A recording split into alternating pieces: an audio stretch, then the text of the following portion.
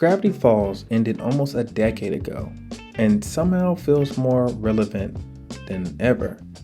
The Owl House ended 2 years ago and already feels like a relic. And before you come for me, this isn't about which show is better.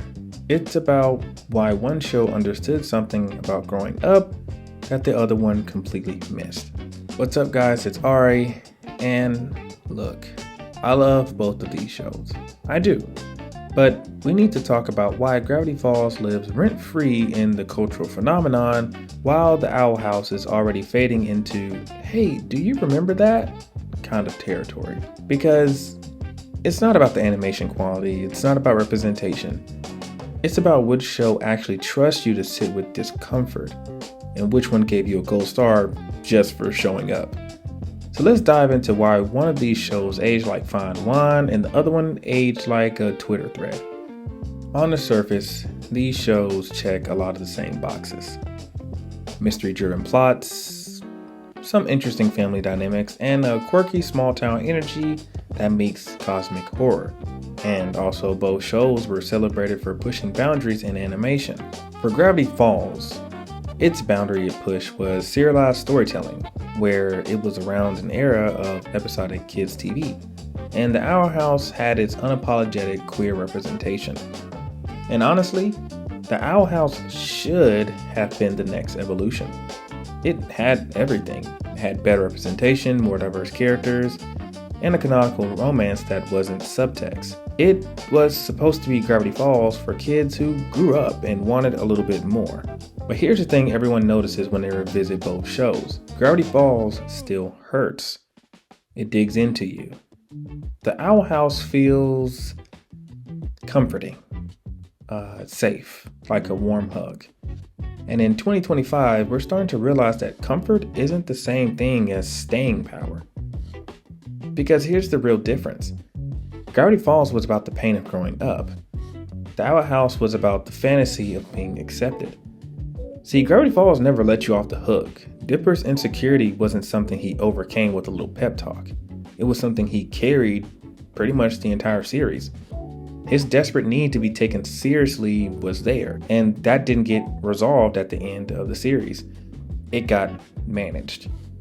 And Mabel's selfishness wasn't framed as quirky, it literally almost ended the world. And the show made you sit with the fact that, yeah, you can be fun and optimistic, but that doesn't mean you're not capable of real harm. And the show's ultimate message was sometimes growing up means letting go of people you love most, or things you love the most. Stan lost his memory, Dipper and Mabel ended up leaving Gravity Falls, and the summer ended. It wasn't triumphant, it was bittersweet. It's the kind of ending that, might have made you shed a few tears, but not because it was sad, but because it was true. The Owl House, on the other hand, it was built on validation. Luz is bullied for being weird, but then she finds a world where being weird is celebrated. She's told she's not good enough, but then she becomes the chosen one anyway. And every antagonist who isn't completely irredeemable gets a redemption arc. I mean, it's like every conflict gets resolved with communication and understanding. And look, I'm not saying that's bad, but it's fundamentally different. The Owl House is therapeutic. It's designed to tell outcasts, queer kids, and neurodivergent viewers, you're not broken. The world that rejected you is broken. And that's beautiful. That's necessary. But it's also why the show doesn't haunt you the same way Gravity Falls does. Because here's the uncomfortable truth. We don't rewatch things that make us feel good. We rewatch things that make us feel seen. And Gravity Falls saw the ugly parts. It saw the jealousy, the insecurity, the way love and obsession blurs together. Even the way trauma doesn't make you stronger, it just makes you different. Gravity Falls was a show about children written for adults who used to be children. The Owl House was a show about outcasts written for outcasts who needed to hear that they're valid.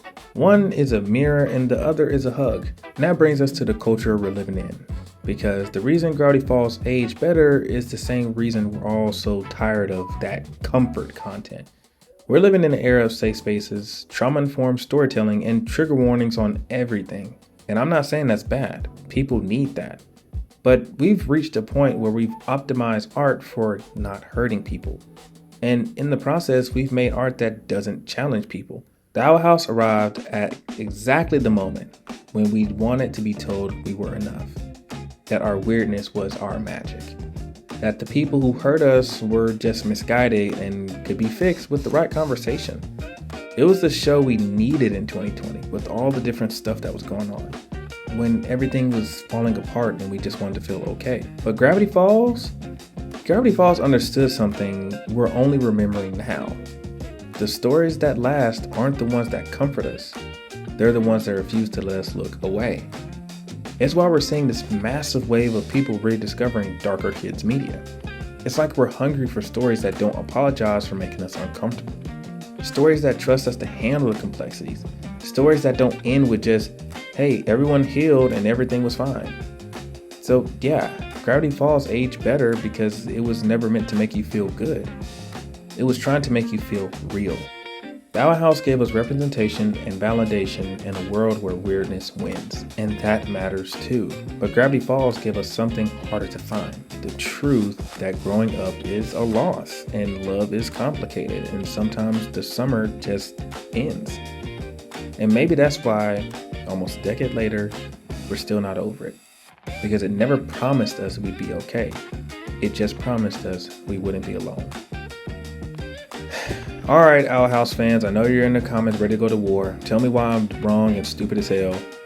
Tell me which show hit harder for you and why, and just subscribe anyway. This is Ari. Thanks for watching, and remember, sometimes the best stories are the ones that show you life gets real.